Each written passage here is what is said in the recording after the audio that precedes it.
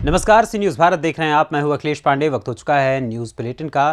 खबरों के इस बुलेटिन में हम जानेंगे कि कहां विद्यालय में विज्ञान प्रदर्शनी लगाई गई और मनाया गया क्रिसमस डे। कहां कृषि मंत्री ने किया दावा कि पूर्व की सरकारों से अधिक किया गया गन्ना किसानों का भुगतान। हाथरस में कैसे जिले भर में अवैध नर्सिंग होम का फैल रहा है मकड़जाल। ऐसी और भी तमाम खबरों पर आई विस्तार से करते हैं चर्चा। आगरा में प्रीड्यूल विद्यालय छात्रों के सर्वांगीण विकास के लिए शिक्षा के साथ साथ सदैव अन्य क्रियाकलापों के माध्यम से बदलते परिवेश में समय का संतुलन बनाए रखने का प्रयास में अग्रसर रहता है। इसी क्रम में 24 दिसंबर यानी कि आज शनिवार को विद्यालय प्रांगण में विज्ञान प्रदर्शनी, क्रिसमस डे और रेड डे समारोह का आयोजन किया गया। शुभारंभ डायरेक्टर डॉक्टर सुशील गुप्ता के द्वारा किया गया। विज्ञान प्रदर्शनी में छात्र छात्राओं के द्वारा विभिन्न प्रकार के मॉडलों की प्रस्तुति दी गई। इस दौरान क्रिसमस कार्निवाल का आयोजन किया गया, जिसमें छात्र छात्राओं ने विभिन्न प्रकार की मनमोहक और सांस्कृतिक प्रस्तुतियां देकर समा बांध दिया। सबसे पहले तो आपके चैनल के द्वारा सबको बहुत बहुत शुभकामनाएं क्रिसमस की और आने वाले साल की। आज हमारे स्कूल में क्रिसमस और रेड डे मनाया गया, क्योंकि लाल रंग एक अपने आप में अलग रंग होता है।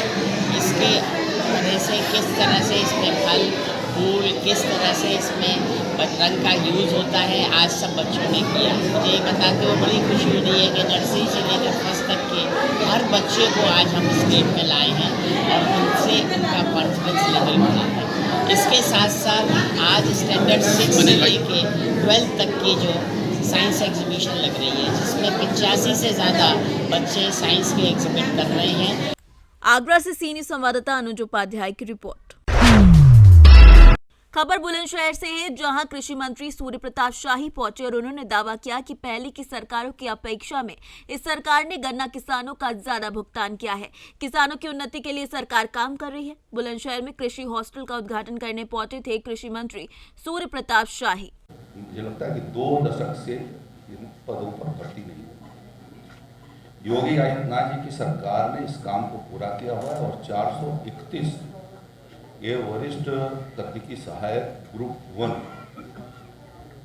की ये नियुक्ति हुई है। ये सहायक कृषि अधिकारी के रूप में इनकी तैनातियां होंगी, उस लेवल पर होंगी। तो ये कृषि विभाग के भीतर विभिन्न कार्यों को पूरा करेंगे और उसका ग्राउंड लेवल ये बेसिक ट्रेनिंग इनको यहाँ पर दी जाएगी। तो पिछले 7 सालों में आप देखें, 6 सालों में योगी सरकार में जो किसानों के लिए कार्य हुए हैं, आप कहाँ पा रहे हैं किसानों की स्थिति को प्रदेश में? देखिए, हम जब आए थे तो उस समय कृषि का जो जीडीपी थी वो 5.3% के करीब थी। अभी वो 8% के करीब है और ये इसलिए संभव हो पाया है कि योगी आदित्यनाथ जी के नेतृत्व में राज्य सरकार ने किसानों के हितों में अनेक फैसले किए। बुलंदशहर से सीनियर संवाददाता नितिन सिंह राजपूत की रिपोर्ट। बड़ी खबर हाथरस से है, जहां जिले भर में अवैध नर्सिंग होम का मकड़जाल फैल रहा है, जिस पर स्वास्थ्य विभाग कार्यवाही भी नहीं कर पा रहा है। स्वास्थ्य विभाग कुछ न कुछ कर्मचारियों के सहारे चल रहा है। हाथरस में अवैध नर्सिंग होम संचालकों को कुछ स्वास्थ्य विभाग के कथाकथित कर्मचारी दे रहे हैं संरक्षण। इस वजह से अवैध नर्सिंग होम संचालकों के हौसले बुलंद हैं। हाथरस से सीनियर संवाददाता आनंद सिसोदिया की रिपोर्ट। खबर राजस्थान के अकलेरा से है, जहां क्षेत्रीय विधायक गोविंद रानीपुरिया ने शनिवार को मनोहर थाना क्षेत्र के ग्राम बनेट में आयोजित श्रीमद् भागवत कथा कार्यक्रम में शिरकत की। इस दौरान वहां पहुंचने पर आयोजक समिति के द्वारा रानीपुरिया का फूल मालाओं से स्वागत सम्मान किया गया। इस दौरान रानीपुरिया ने भागवत कथा की पूजा अर्चना कर गुरुदेव से आशीर्वाद प्राप्त किया और कथा का श्रवण पान किया। इस मौके पर भाजपा जिला उपाध्यक्ष घनश्याम भंडारी, मंडल अध्यक्ष देवेंद्र शर्मा सहित कई लोग मौजूद रहे। राजस्थान से सीनियर संवाददाता भगवान सिंह की रिपोर्ट। बरेली में आपने ये नजारा बहुत देखा होगा, जहां सड़क पर भीख मांगते बच्चे नजर आ जाते हैं। इन बच्चों पर किसी भी अधिकारी की नजर क्या नहीं पड़ती। जब न्यूज चैनलों ने नौनिहाल बच्चों को सड़क पर भीख मांगते हुए देखा तो चौकी चौराहे पर 15 से 20 बच्चे कारों का शीशा साफ करके भीख मांगते हुए नजर आ रहे हैं। कि बच्चे देश का भविष्य हो सकते थे, लेकिन अब इनका भविष्य अंधकार में जा रहा है।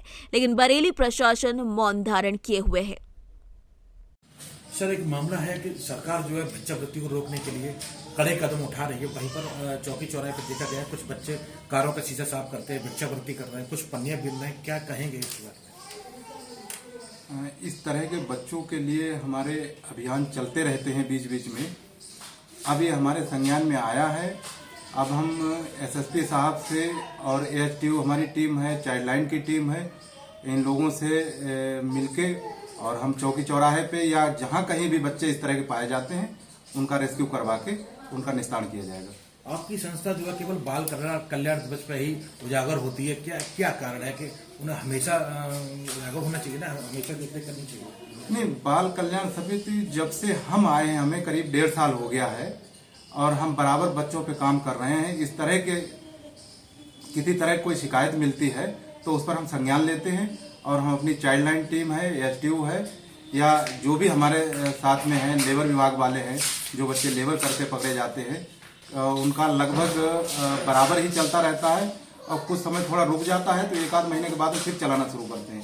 बहुत सारे लेबर बच्चे पकड़े भी गए हैं और जो भिक्षावृत्ति वाले बच्चे हैं ये भी पकड़े गए हैं काफ़ी, लेकिन नए बच्चे कहाँ से आ जाते हैं बार बार बरेली में, इसकी जानकारी नहीं हो पा रही है। और जैसे ही इस बात की आप लोगों ने बताया है तो हम इसको अभियान के साथ में शामिल करके और इन बच्चों को हम पकड़वाएंगे और पूछेंगे ये क्यों, कहाँ के बच्चे हैं और कैसे ये काम करते हैं। क्योंकि पढ़ने की उम्र है तो इन्हें पढ़ने के लिए भेजा जाएगा। बरेली से सीनियर संवाददाता रूपेंद्र की रिपोर्ट। खबर बरेली से है, जहां मामला बरेली के थाना सुभाष नगर और थाना कैंट क्षेत्र का है, जहां पर रामगंगा में खनन भरपूर मात्रा में चल रहा है। अगर हम परमिशन की बात करें तो 13 ट्रैक्टर की परमिशन है, वो भी मिट्टी की, लेकिन 13 ट्रैक्टर के बजाय लगभग 45 ट्रैक्टर चल रहे हैं। और सबसे बड़ी बात तो यह है कि परमिशन मिट्टी उठाने की है, लेकिन रामगंगा से मिट्टी के बजाय जिंदा रेत उठाई जा रही है, जो कि पूरी तरीके से अवैध है। इसकी शिकायत खनन अधिकारी लालता प्रसाद से की जाती है तो वो अपना पल्ला झाड़ते हुए कहते हैं कि कार्यवाही के नाम पर 0 बटा सन्नाटा है। खनन अधिकारी से जब बात करने की कोशिश की गई तो उन्होंने कह दिया कि हम क्या कर सकते हैं, जबकि ट्रैक्टरों की परमिशन नंबर सहित ट्रैक्टरों पर नंबर पड़े होने चाहिए, लेकिन बगैर नंबर के ये ट्रैक्टर रोड पर सरपट दौड़ रहे हैं।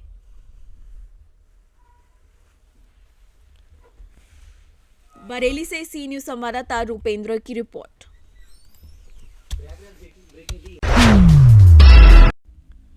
जगदलपुर शहर के कुमारपाड़ा में एक 64 वर्षीय बुजुर्ग की लाश कमरे में पाई गई। प्रथम दृष्टया ये केस मर्डर का बताया जा रहा है। दरअसल मंगलवार को मृतक का छोटा भाई कोतवाली थाने में गुमशुदगी की रिपोर्ट दर्ज करवा चुका था, जिसके बाद कोतवाली पुलिस लगातार पूछताछ कर रही थी।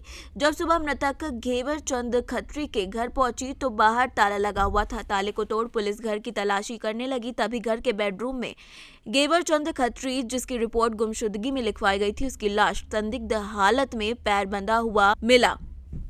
बताया जा रहा है कि मृतक घेवर चंद खत्री ब्याज के रूप में दूसरे को पैसा दिया करता था। पुलिस ने पोस्टमार्टम के लिए शव को डिमरापाल मेडिकल कॉलेज भेज दिया है। पोस्टमार्टम के बाद ही पूरा मामला स्पष्ट हो पाएगा।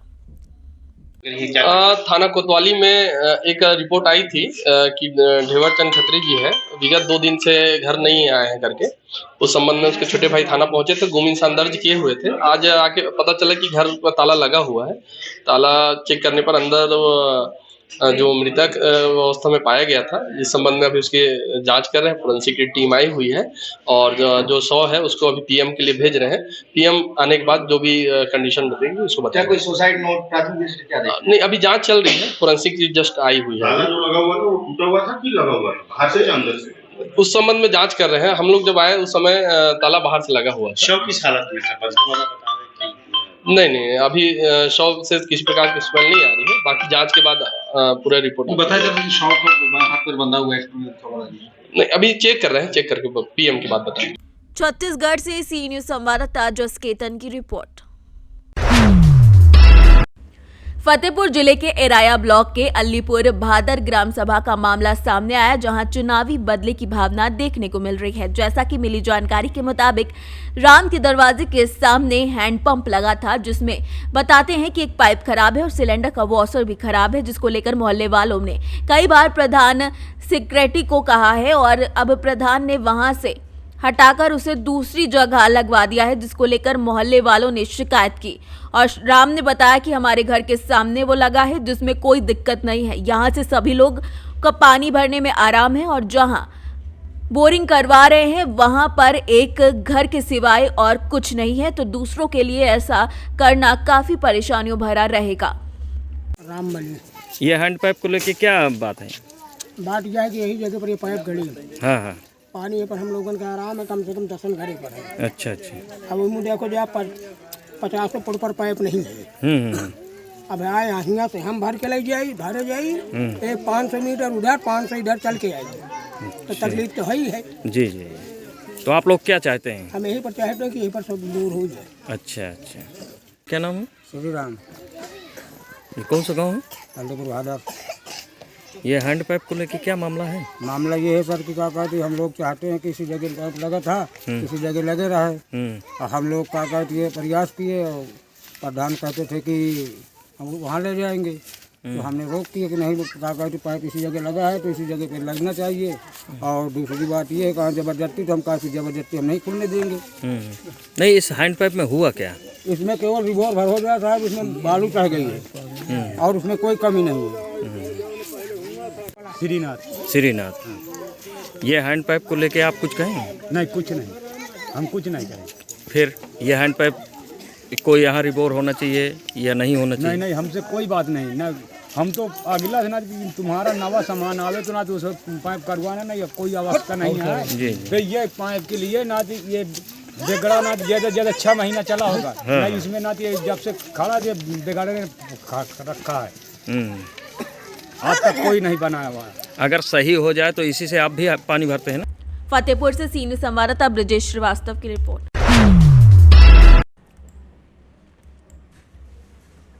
अन्य राज्यों में कोरोना वायरस के बढ़ते मामलों को देखते हुए उत्तर प्रदेश में अलर्ट जारी कर दिया गया है, जिसके मद्देनजर भारत नेपाल के सोलोनी बॉर्डर पर भी सतर्कता बरती जा रही है और चीन, जापान, अमेरिका, कोरिया, ब्राजील सहित अन्य प्रभावित देशों से लौटने वालों की अब जांच कराई जाएगी। साथ ही पॉजिटिव पाए जाने वालों के संपर्क में आए कम से कम 50 लोगों की भी जांच होगी। नहीं, दिशा निर्देश तो हम लोगों को कल सुबह से ही शुरू हो चुके हैं और मैंने इसके लिए सारे MOICs की एक बैठक भी कर ली है और बैठक में हमने ये डिसाइड भी कर लिया है कि हमारे जितने भी पहले L1 हॉस्पिटल्स जो पिछले कोविड की लहर के दौरान एक्टिवेटेड थे, उन्हीं को फिर से रीएक्टिवेट कर देते हैं, जिसमें कि जिला अस्पताल में L2 हॉस्पिटल बनाने का वो कर दिया है। जिला अस्पताल में 100 बेड पे ऑक्सीजन पाइपलाइन लगी हुई है, उसमें से 30 बेड वेंटिलेटर वाले हैं, 20 बेड का पीडियाट्रिक कोविड है। ये हम लोगों का फंक्शनिंग आज ही से शुरू कर दिया गया है।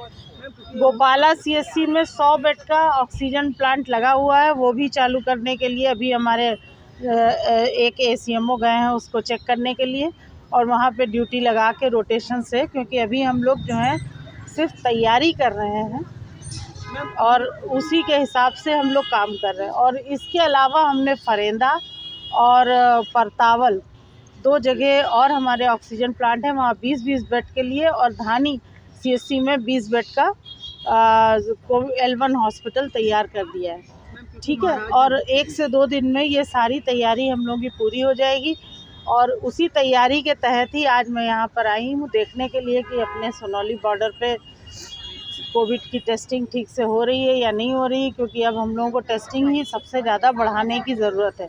सारे CSCs को ये भी निर्देश दे दिया गया है कि डेली उनको एक वो दे दिया है हम लोगों ने सबको करने के लिए कि इतने RT-PCR, इतने एंटीजन टेस्टिंग उनको डेली करानी है मरीजों की। महाराजगंज से सीनियर संवाददाता श्रवण यादव की रिपोर्ट। क्रिसमस डे को लेकर स्कूलों में धूम देखने को मिल रही है। आगरा के एतमादपुर क्षेत्र के मितावली स्थित जॉन मिल्टन स्कूल में क्रिसमस सेलिब्रेशन में छात्र छात्राओं के द्वारा मनमोहक प्रस्तुतियां दी गई, जिसमें छोटे छोटे बच्चों के द्वारा सेंटा क्लॉज की ड्रेस में सिंगिंग करते हुए देखा गया, जिन्होंने खूब तालियां बटोरी। साथ ही अलग अलग गानों पर छात्रों के द्वारा डांस भी किया गया। इस दौरान स्कूल प्रशासन ने छात्रों की बेहतर प्रदर्शन करने वाले छात्रों को सम्मानित भी किया। प्रोग्राम आयोजित किया जा रहा है आज स्कूल में क्रिसमस सेलिब्रेशन किया जा रहा है और मैं ये देख रहा हूँ इतने प्यारे बच्चे हैं, इन्होंने इतनी अच्छी परफॉर्मेंस दी है, चाहे वो छोटा बच्चा हो या बड़ा, लेकिन जो भी परफॉर्मेंस दे रहे हैं आज बहुत बेहतरीन दे रहे हैं। मैं उनको जिस तरह से जो परफॉर्मेंस दे रहे हैं मैं उनको भविष्य के लिए शुभकामनाएं देता हूँ कि जिस तरह से जो अपने इस मन लगाकर ऐसे डांस में लगा रहे हैं अपना मन, ऐसे ही आगे फ्यूचर में अपनी स्टडी में भी मन लगाएं और अपने देश का और अपने पेरेंट्स का और अपने स्कूल का नाम रोशन करें। मैं सभी को उन्हें दोबारा मैं आपको क्रिसमस सेलिब्रेशन की बहुत बहुत शुभकामनाएं देता हूं। और हमारे बीच राहुल जी बैठे हुए हैं जो पूरा बच्चों का एक ट्रेनिंग स्काउट की ट्रेनिंग दे रहे हैं। मैं उनको भी बहुत बहुत शुभकामनाएं देता हूं कि वो अपना समय निकाल के हमारे बीच में उपस्थित हैं। और मैं अभी स्टाफ को और अपने प्रिंसिपल को सभी को मैं बहुत बहुत शुभकामनाएं देता हूं आज के सेलिब्रेशन। हम किस तरह का प्रोग्राम आयोजित किया जा रहा है, बच्चों की परफॉर्मेंस के बारे में क्या कहना चाहेंगे? Yes, today our students are celebrating Christmas program, and this is awesome program by our student, our teachers, and including students really prepared. They did very hard for today's program, and they are fully enjoying today's program. And we are thankful to all the school staff members and teachers. Thank you so much. Thank you. What's your name, bro? Name. My name is Aras Kamal. हरस, क्या programme रखा गया आपके school में? कैसा feel कर रहे हैं, कैसा परफॉर्मेंस रहा है बच्चों का? हम बहुत अच्छा फील कर रहे हैं। क्या प्रोग्राम रखा गया है? सिंगिंग का रखा गया है। आपने परफॉर्म किया है? Yes sir. क्या कौन से गाने परफॉर्म किया आपने? आज का ये दिन शुभ दिन है, आज की ये रात शुभ रात है, आओ हम करें प्यार से शुरू, प्यार के मसीहा से प्यारी बात है तेरे। Thank you. या स्टार्ट। बोलिए। सो माई सेल्फ अंबिका। आज जो क्रिसमस का प्रोग्राम हुआ है वो बहुत अच्छा किया है हमारी मैम ने और प्रिंसिपल सर ने और सभी टीचर्स ने बहुत हार्ड वर्किंग है। बहुत अच्छा प्रोग्राम सेलिब्रेट कर रहे हैं। अच्छे परफॉर्म कर रहे हैं, उनके बारे में क्या कहना चाहेंगे? किस तरह परफॉर्मेंस? बहुत जिन टीचर ने उनको परफॉर्म करवाया है उन्हें बहुत अच्छा, उन्होंने हार्ड वर्क किया है, बहुत अच्छा ही हुआ है। आगरा से सीनियर संवाददाता विष्णु बघेल की रिपोर्ट। फिलहाल के लिए इस न्यूज़ बुलेटिन में इतना ही। देश दुनिया की तमाम खबरों के लिए देखते रहें सी न्यूज़ भारत, और खबर आपके साथ आपके हाथ।